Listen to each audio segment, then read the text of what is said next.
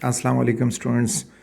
Welcome to online classes. I am Mohammad Adil Afridi और यहाँ पे अब हम चैप्टर 12 फर्स्ट ईयर का आखिरी चैप्टर दैट इज़ इलेक्ट्रोकेमिस्ट्री। तो फर्स्ट ऑफ ऑल इसको डिफ़ाइन करते हैं कि इस चैप्टर में हमने क्या पढ़ना होगा और फिर फर्दर डिटेल से एक ही टॉपिक हम एक्सप्लेन करते जाएंगे। So electrochemistry is the study of inter conversion. तो इंटर कन्वर्जन हमारे पास इलेक्ट्रिकल एनर्जी मौजूद है, दैट इज़ इलेक्ट्रिकल एनर्जी, और एक होती है केमिस्ट्री से जो रिलेटेड, तो वो हो गई केमिकल एनर्जी।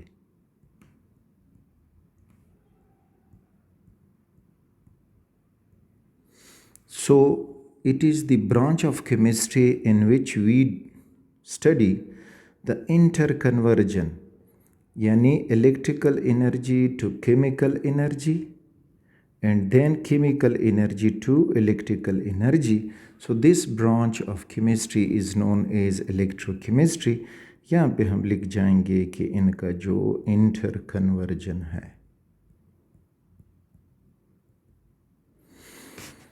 तो इलेक्ट्रिकल एनर्जी कन्वर्ट होगी इनटू केमिकल एनर्जी और फिर केमिकल एनर्जी रिकन्वर्ट होगी इनटू इलेक्ट्रिकल एनर्जी। इसका एक सिंपल एग्जांपल आप अपने मोबाइल की बैटरी ले सकते हो।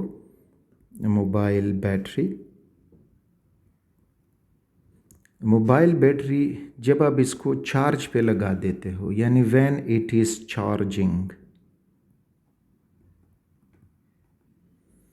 तो चार्जिंग के दौरान इलेक्ट्रिकल एनर्जी कन्वर्ट होती है इनटू केमिकल एनर्जी। ये हो गई सपोज दैट मोबाइल बैटरी। तो चार्जिंग के दौरान ये होगा कि इलेक्ट्रिकल एनर्जी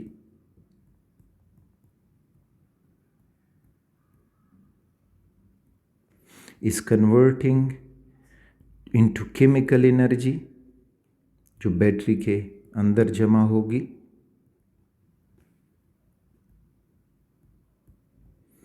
और इस तरह से बैटरी चार्ज हो जाएगी।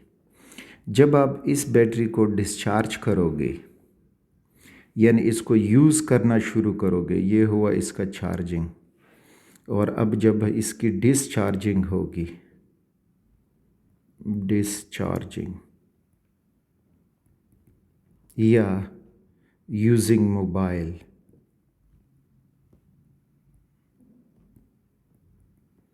तो उस दौरान अब ये होगा कि the stored chemical energy will be converted into electrical energy, और उस इलेक्ट्रिकल एनर्जी की वजह से आपका मोबाइल चलता रहेगा। ठीक, तो ये इस तरह से अब ये बैटरी कैसे बनती है और कैसे ये काम करता है, कैसे इलेक्ट्रिकल एनर्जी केमिकल एनर्जी की शक्ल में स्टोर हो जाती है और फिर कैसे केमिकल एनर्जी वापस कन्वर्ट होती है इनटू इलेक्ट्रिकल एनर्जी, और इससे फिर वो मोबाइल चलता रहता है।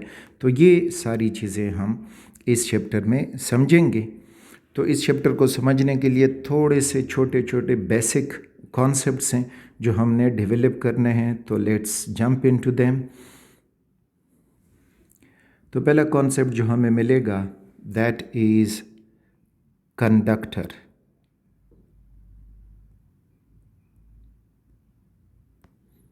Conductor a substance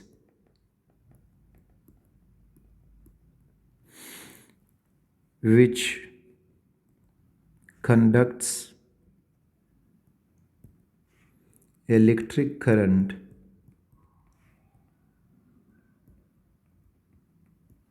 with the help of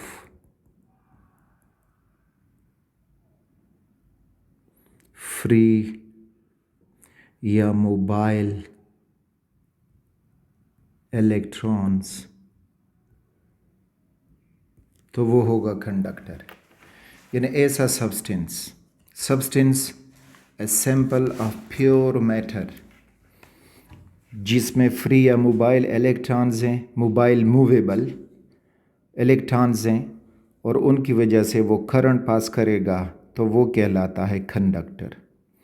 इनके एग्जाम्पल्स में हमें मिल सकते हैं एग्जाम्पल्स, ऑल मेटल्स, जितने भी मेटल्स हैं, एल्युमिनियम हुआ, गोल्ड हुआ, सिल्वर, इसी तरह से जिंक, टिन, लिड, जितने भी पीरियोडिक टेबल में मेटल्स हैं तो वो सारे होते हैं कंडक्टर एट्सेट्रा। यानी अगर आप पीरियोडिक टेबल का स्केच बनाओगे तो इस स्केच में लेफ़्ट की तरफ आओगे तो आपको मिलेंगे मेटल्स, राइट की तरफ जाओगे तो आपको मिलेंगे नॉन मेटल्स। तो इधर आप बोरॉन को देख सकते हो और बोरॉन से इस तरह ये सीढ़ी बनाते हुए नीचे आते जाओ तो ये बॉर्डर लाइन हो गया। इस बॉर्डर लाइन के इस तरफ जितनी भी हैं they are metals and they are conductor because they have movable electrons. माँ सिवाय इधर हाइड्रोजन आपको दिखाई देगा which is a non metal. ठीक, बाकी जितनी भी हैं पीरियोडिक टेबल में इस साइड पे मेटल्स हैं। साथ में आपको एक एक्सेप्शन भी लेनी होगी, except graphite that is non metal. Except graphite which is non metal लेकिन वो कंडक्टर है। ग्रेफाइट जिस पेंसिल में आपको ब्लैक कलर का कार्बन मिलता है जिसे हम लिखते हैं तो वो ग्रेफाइट है। बाकी जितने भी मेटल्स हैं वो होंगे कंडक्टर। उसमें लिक्विड मेटल्स भी हैं, for example that is silver, mercury, gallium और इस तरह से एक और था। तो ये सारे जो हैं ये दो लिक्विड फॉर्म में हैं फिर भी कंडक्टर हैं। बाकी जितनी भी मेटल हैं सॉलिड फॉर्म में हैं तो भी वो कंडक्टर है। बस कंडक्टेंस के लिए फ्री इलेक्ट्रॉन चाहिए, स्टेट का होना ज़रूरी नहीं है। Free electron will make the substance conductor. अच्छा, साथ में फिर ये पॉइंट याद रखें कि conductor does not change chemically after passing the current। Current pass करने के बाद उसमें कोई केमिकल चेंज नहीं आएगा, फिज़िकल चेंज आ सकता है। यानी जब रेजिस्टेंस बढ़ जाए तो वो हीट अप हो सकता है, मेल्ट हो सकता है, लेकिन उसमें कोई केमिकल चेंज नहीं आएगा। तो अब सालों से हमारे घरों में इन तारों से बिजली गुजर रही है तो उनमें कोई केमिकल चेंज नहीं आता। दूसरा जो हम यूज़ करते हैं दैट इज़ इलेक्ट्रोलाइट। ऊपर कंडक्टर के बारे में हुआ, अब इलेक्ट्रोलाइट के बारे में जानते हैं। इलेक्ट्रोलाइट ए सब्सटेंस, और ये कंपाउंड्स ही होंगे। कंपाउंड्स डिफरेंट एटम मिला के जो चीज़ बनाते हैं दे आर कंपाउंड्स। तो compounds which can conduct current with the help of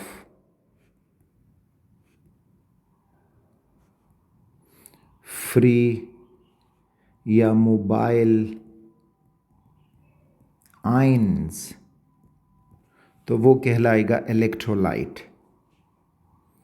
अब ये आयन उसमें कब बनेंगे तो रिमेंबर वो सॉल्यूशन फॉर्म उसका जब हम बनाएंगे सॉल्यूशन फॉर्म तो उसमें उसके आयन बनेंगे, यानी नेगेटिव आयन और positive ion. Positive ion are known as cation और negative ions are known as anions. या फिर मोल्टन फॉर्म, उनको जब हम पिघला दें, मेल्ट हो जाएं वो सब्सटेंस, वो कंपाउंड, तो फिर भी उसमें कैटाइन बनेगा क्योंकि वो मेल्ट हो गया है, और एनाइन बनेगा। तो इन दो फॉर्म में वो बिजली पास कर सकेगा, तो इस वजह से वो कहलाएगा इलेक्ट्रोलाइट। अच्छा, अब इलेक्ट्रोलाइट में क्या होगा कि इलेक्ट्रोलाइट डिकम्पोजेस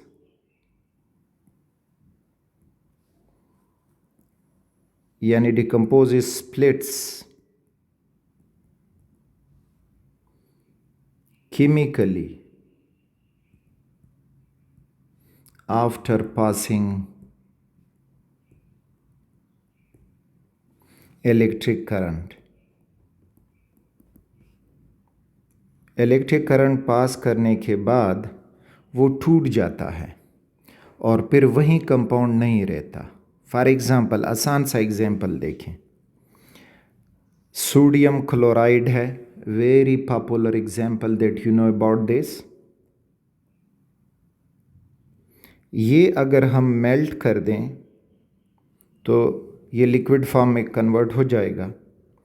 इससे जब हम बिजली पास करेंगे तो फिर ये बन जाएगा सोडियम मेटल, जो हीट की वजह से लिक्विड फॉर्म में होगा, और साथ में क्लोरीन गैस।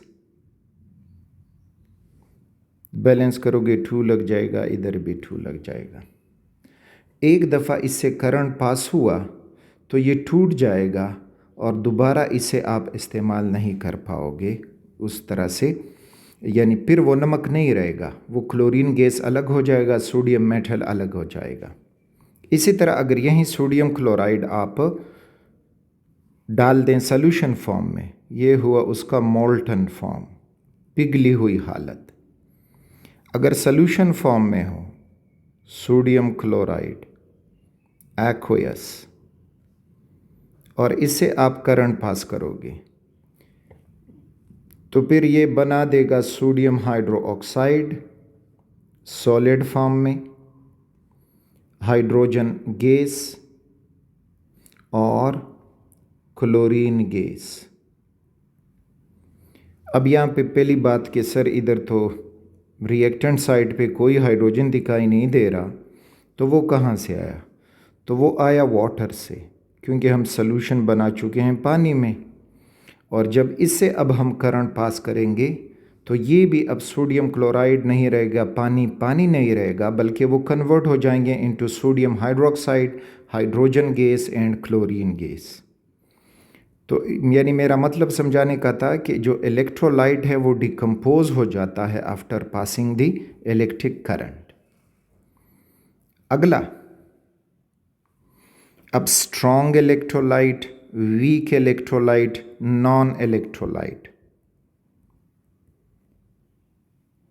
तो स्ट्रॉन्ग इलेक्ट्रोलाइट, वीक इलेक्ट्रोलाइट और non electrolyte.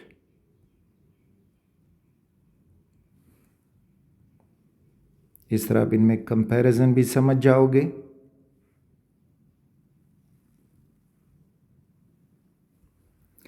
Strong electrolyte definition से ये होगा, produces more ions and conducts more current।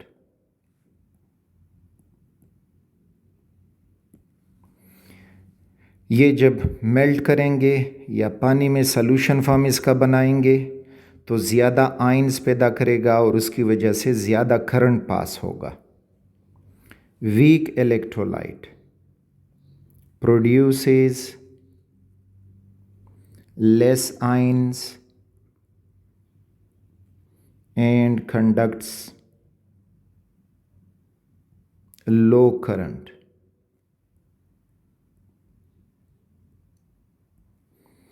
तो अब वीक इलेक्ट्रोलाइट पानी में या मोल्टन फॉर्म में कम आयोनाइज होगा। जब कम आयोनाइज होगा तो उससे करंट भी कम पास होगा।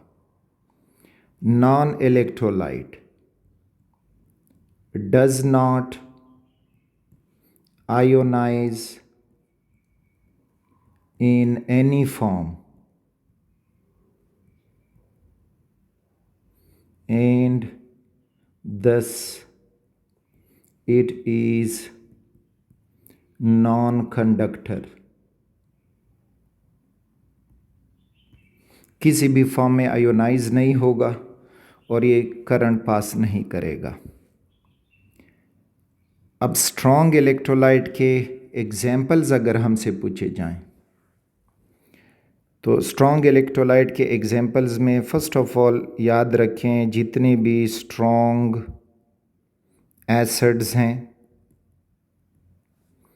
स्ट्रॉन्ग बेसेस हैं और उनके सॉल्ट्स हैं, देयर सॉल्ट्स।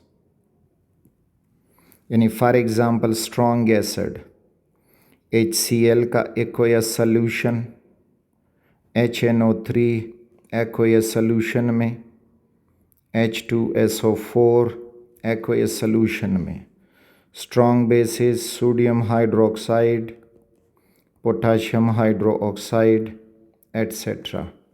तो ये सारे जो हैं स्ट्रॉन्ग इलेक्ट्रोलाइट हैं। और इनके अगर हम अब सॉल्ट ले लें तो सॉल्ट में हमें मिल जाएगा इनका सोडियम क्लोराइड है, स्ट्रॉन्ग एसिड और बेस का सॉल्ट है सोडियम नाइट्रेट हुआ, स्ट्रॉन्ग एसिड और बेस का सॉल्ट है पोटाशियम नाइट्रेट हुआ, KNO3 एट्सेट्रा।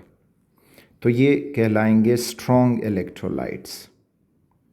वीक इलेक्ट्रोलाइट्स तो इसी कॉन्सेप्ट को आगे लाते जाएं, वीक एसिड, वीक बेस और इनके सॉल्ट्स।